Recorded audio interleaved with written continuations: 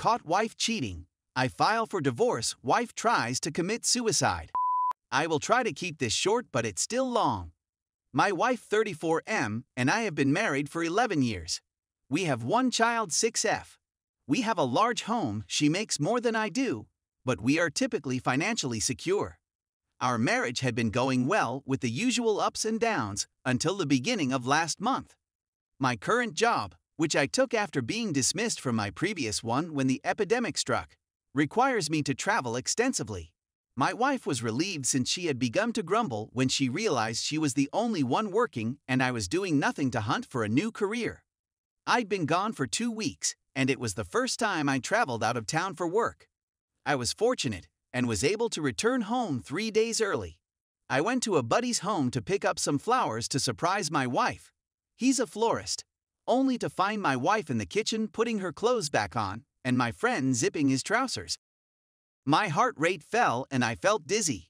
I couldn't see and felt like puking. I got out my phone and shot a couple pictures. I go back in my vehicle and drive a few miles away to reserve a hotel room. I contact my wife to let her know that I won't be able to come home for another week owing to work. Cheating has always been a turnoff for me. I know what cheating can do to individuals since my brother has been deceived on multiple occasions, and it has completely broken him. I call him and tell him everything. He is quite supportive. We contact his lawyer and file for divorce. My wife gets served a week later. My phone is inundated with messages and phone calls. I hang off the phone when she denies cheating and I provide her the evidence. She invites me to her house to chat. I forwarded the images to my parents and her parents so she wouldn't embellish the tale, turned off my phone, and decided to use my work phone. I turned it back on 2 days later and my phone is inundated with messages and phone calls from friends and relatives. I speak with my mother, who wants me to go check on my daughter.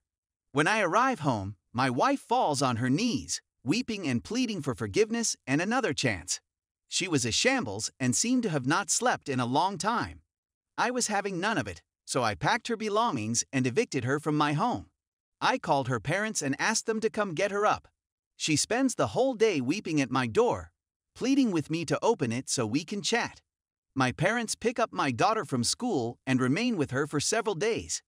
My wife attempted to speak to me over the following several weeks. She would show up at my workplace, and I would find her at the door before I went for work and before I returned home. She's asked her buddies to attempt to talk to me. My parents were persuaded to take her side and asked me to at least attempt to speak to her. Her parents even came over and demanded to speak with her about how bad she is. At times, she would come with her pals to attempt to chat to me. I was determined that I didn't want to discuss the adultery or reconciliation. All I wanted to discuss was the divorce. Anyway, everything came to a halt for a few days until I received a phone call from my mother, informing me that my wife had attempted suicide. She was admitted to the hospital. Mom asked if I could go check on her since she attempted suicide because of me. When I arrive at the hospital, her parents refused to let me see her, particularly her mother, who stared at me with chilly eyes. The majority of her friends and relatives held me responsible. Since my wife continued inquiring whether I had come to check on her, the nurse speaks to them. When I go in, she instantly begins weeping. I felt bad for her and sad for her. She sincerely apologized. She said that she did not want to lose me, and that if I were not in her life would be worthless. She described the affair as the most dumb and selfish decision she had ever made. They had been having an emotional affair for a week before I left. When I left, he became physical. Everything's been 2 weeks since it occurred. So I urged her to allow me some time to process it, and I've been numb the whole time. She was freed and is now living with her parents, and I'm always keeping an eye on her.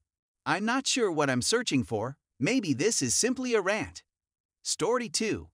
My 33M, ex-wife 33F, who I divorced in 2018, is trying to ruin the first relationship I have attempted since the divorce by lying about how the divorce went down. I've been dating a lovely lady, 31F, who has been an excellent fit for me overall. In August of 2020, we began dating. I divorced in January of 2018 and took a few years off dating, went to counseling for a year, traveled till COVID struck, and attempted to better myself before entering another relationship. To be really honest, I cheated on my ex-wife after 5 years of marriage since we never had. Around the age of 24, I became active in a church and met my ex-wife. Within a year, we were married. She wanted to prepare herself for marriage. We did that, but even after we married, she was never eager to have intercourse with me. I was a terrible communicator, and instead of putting a stop to things, I was unhappy for 5 years before cheating on her.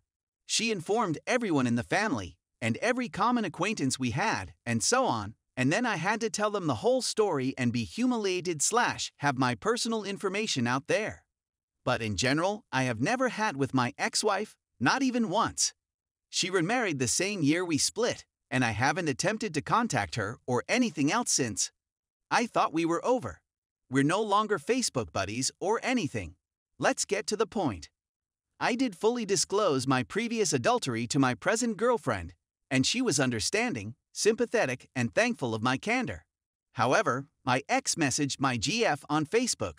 I'm not sure how she found her, and urged her to look out for my web of lies, and she told her a completely fabricated account about what transpired.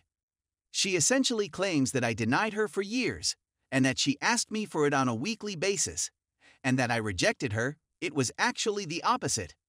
She said that after 5 years of denying her, I cheated on her. I own my errors, but she's selling a lie that casts her in a favorable light, while casting me in a terrible one. In this case, how do I deal with my ex? I blocked her on everything I can think of, and I'm not sure how she obtained my GF information. We're not even represented as being in a relationship on Facebook or anything. We have several photos together, but both of our accounts are highly secret. My GF has my back and believes me since I'm not displaying indicators of zero desire, and because I was honest at first. I'm simply curious how individuals have coped with snooping ex-lovers attempting to destroy their life in an era when it appears anybody can find out everything about anyone if they try hard enough. Story 3. My best friend, 16F, kissed me and I, 16F, froze up. We were simply messing around in her room since we lived next door. I was mocking her about soccer when she pushed me down on the bed, tickled me, and kissed me. I went completely still. I was completely unprepared for that. She pulled up when she noticed I wasn't reacting and asked me to forget about it and not tell anybody. I was still disoriented and didn't answer at all before returning to my residence. She hasn't spoken to me in 2 days. I can't get my mind off what occurred. I'm really sorry about freezing. I had no idea what to anticipate. I'm not sure how I would have responded if I had known she was going to kiss me. Her lips are really velvety. I've texted her that I'm not going to inform anybody. It broke my heart to see her apologize for kissing me. I despise seeing her beg and grovel for my forgiveness and the protection of her secret. I wish I had responded differently. I shouldn't have simply gazed at her face. I should have spoken or done something. I'm completely perplexed. A part of me wants to kiss her again, but a greater part of me simply wants to make sure she's secure and okay. I'm completely perplexed here. I need advice on how to cope with this. Edit. I emailed her saying I was perplexed, but she didn't have to worry about me exposing her or how this would affect our relationship. I told her that I would always be her closest friend, and that we could work things out together anytime she wanted to speak about it. She has yet to react.